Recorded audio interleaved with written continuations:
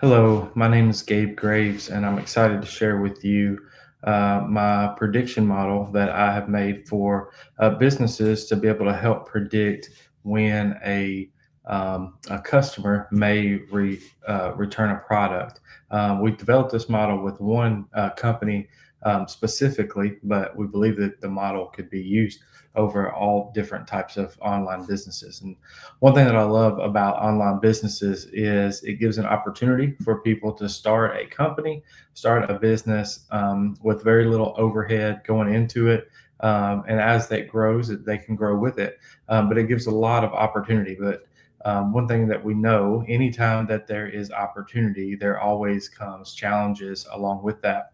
One of the biggest challenges that online retailers have found are returned items. So when a customer maybe orders a product or several products only to maybe a few days later, maybe within an hour, or maybe even a couple of weeks later, return the product. So the problem there is the overhead charges, the overhead costs of preparing those products, shipping those products, returning them, all for no profit. And then also the challenge of dealing with the hassle of all of that and the challenge of losing revenue that you thought as a company that you had. So we developed a model based off of an Amazon store that helps us predict which customers are likely to make those returns so that you can do things to be able to prevent against that and to safeguard yourself against that. So this model is called our Amazon order status, predicting what orders will likely not be returned. So what we can do through these models that we've created is we want to create a model that will maximize profits for an online retail space, developing a solution for return items. So coming up with ways that we can prevent maybe those returns from coming by focusing and by narrowing our focus on those customers that are making the returns and seeing where those causes are from, to be able to develop solutions in being able to know when a product is which customers are likely to not return the product. So maybe we can really focus on those customers rather than others that are likely to make a return. And then helping to predict which customers are the most likely to make a return will encompass all of being able to cause a change and be able to cause an effect through our model that's going to be able to help your business grow and maximize their profits. The way that we were able to create this model is through some data. So the data that we got was from a store, an online Amazon seller that sells leather products. And what they did was they were able to create a data from past clients that they had, past customers, and grab some different attributes about all of those different customers, and then showed whether that customer made a return of a product or if they kept the product that was delivered to them. And so they supplied that data through a website called kaggle.com, which is a massive data resource website where you can grab data from all different places and all different people. And so they provide that data on there, and we were able to grab that data and use that to be able to make a predictive model. The way that they did that was they created a Excel sheet with all the customers and with several different attributes. I believe 11 different attributes in total. Those attributes can be all different things, and we'll talk about that in just a second. But when we got that Excel sheet, we're able to take that Excel sheet and input it into our processor. The processor is super important. The processor that I used was RapidMiner. What's important about RapidMiner is it can take all of this different data, and it can learn which attributes from those past clients caused their return or caused them to keep it. And then it can learn which of those had the most common return and which attributes were most common to keep the delivery. And then it can later, after it learns those things, then it can predict which customers in the future are likely to either keep the product or return the product. And it's only able to do that through us showing it different ways of telling it, this is how I want you to process this. This is how I want you to process that. And we'll go through that in just a second. But that data came through that, and that is the point of having that data. What's super important is when they provide a data dictionary. So this company provided what's called a data dictionary, and that's important because it defines what each attribute stands for. So when we get those on the Excel sheet, they're going to be abbreviated, and this data dictionary is going to be able to help us understand what those abbreviations are for.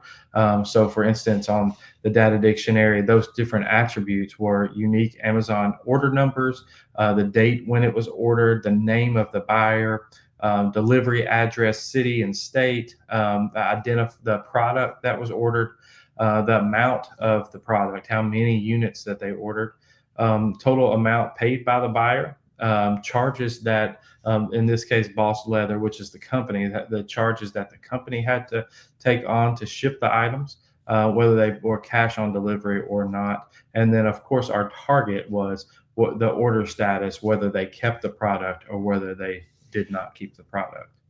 So we use that data dictionary when we start to create our model. So here's what that looks like. And I know it looks probably pretty confusing looking at it, but I'm going to walk you through it so that you can understand exactly what we did here to be able to create a model that works, that I think will work well for your company.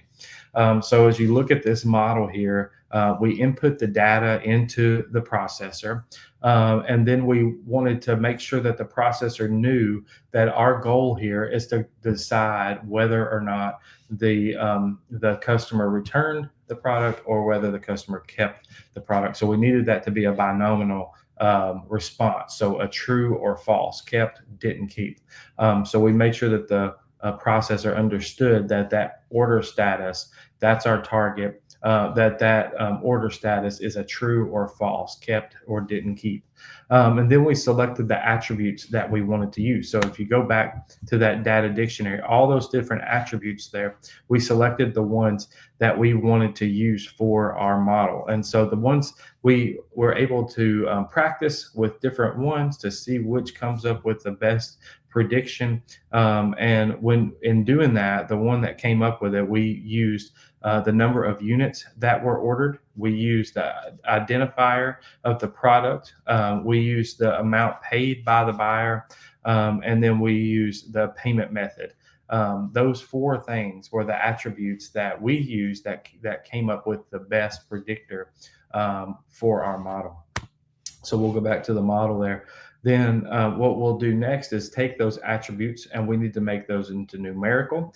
And then we set our role. So we've set, these are the attributes that we want you to look at as far as the processor to look at to be able to make a prediction. And setting the role is saying that what we want you to predict is, was it delivered or not delivered? And so once we did that, now we're going to start using our model to create this prediction. So then the first thing that we want to do is we want to split our data, because in this model, we did a logistic regression model. Which the way that works is you take a set, and in this case, we did 70% and 30%. So what the model will do is it will split those customers, all of those customers, into a 70% at random, a random 70%, and it will take a random 70% and put it into this logistic regression model. When it puts it in there, what it does is it knows then, was it delivered or not delivered, and it looks at all those attributes. And this is what we call the training set. So what it's doing is it's looking at all of those attributes of all those customers, and then it's training itself. Okay, with this one, and this one, they returned. This one, they kept the product. And it's learning through those 70 which were making a return and which were keeping the product. And then after it makes that, has that time to learn with those 70%, then we split that then we take the last 30% of the random customers, and this is our testing stage. So it's learning through the training what is the most likely result. of a keep or don't keep of a product, and then we take the 30% and we test it. So now we run a 30% through the same model, and instead of knowing is it delivered or not delivered, it's going to hide that, and it's going to guess or make a prediction as to whether it thinks that it was delivered or not delivered to that customer, whether it was delivered to the customer and they kept it, or whether it was returned by the customer. And then once we do that, then we're going to apply that model and we're going to see what our results are. So now that we've got all that set, we can see the results of that. So this is super good. 94.12% was able to predict whether those customers did a return or whether those customers kept the product. So that is just really good numbers to be able to predict to that accuracy. Now we did try a different type of model, one called decision tree. We ran that model and it was about a 90% also, but it wasn't as high as this.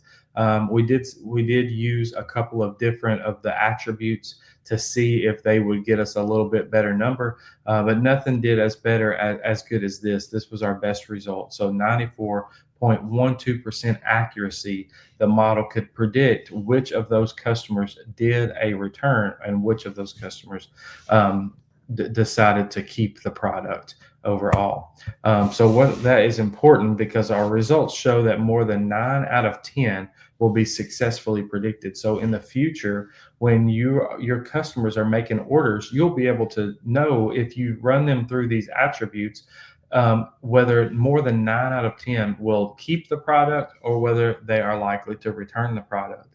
That's so important because if you're able to scrub those orders, so for instance, when a customer is making an order, before they can finish their order, they can put in their these four attributes, and depending on their answer, you can know whether or not this is a high risk. This customer is likely to make a return, or you can know this customer is likely to keep this product, and then you can set safeguards in place to be able to protect yourself, protect your company from those high risk orders.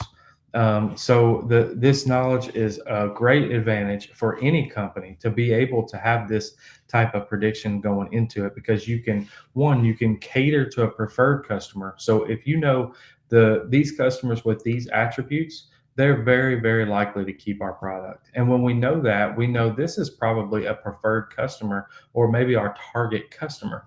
And then you can possibly start developing advertising that's targeting people or companies in like that you can go after, that could be new customers, or you can even make a better experience for those types of customers to be able to have a great experience there. You can also explore more focus on why items are being returned. So maybe you're seeing that these attributes, people answering these attributes in a certain way are likely to make a return.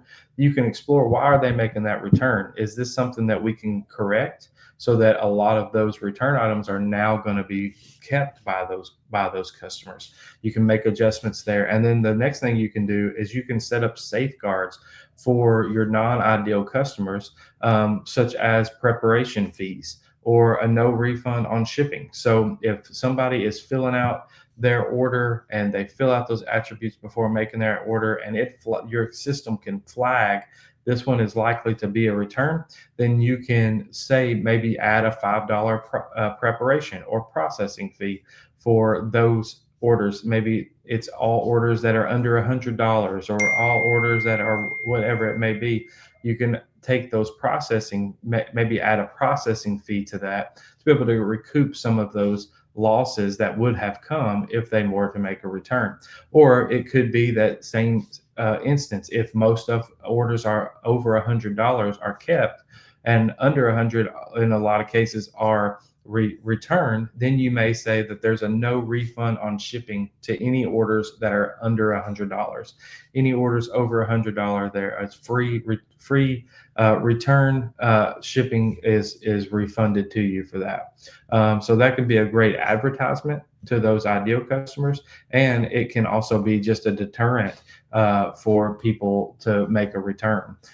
So those can be set up to be able to help your company to safeguard against it. So in the end, the powerful thing here is that when you use this model that we've developed and you start putting these attributes in place to be able to protect your company, you're going to see your profits go up because you're now targeting customers that are your ideal customer. You're going to see expenses of returns go down because now you're not now you're maybe not focusing as much on those customers that were likely to make returns, or you set up safeguards that are protecting your company when those returns come. You've set up safeguards with those preparation fees or no refund on returns, on return shipping.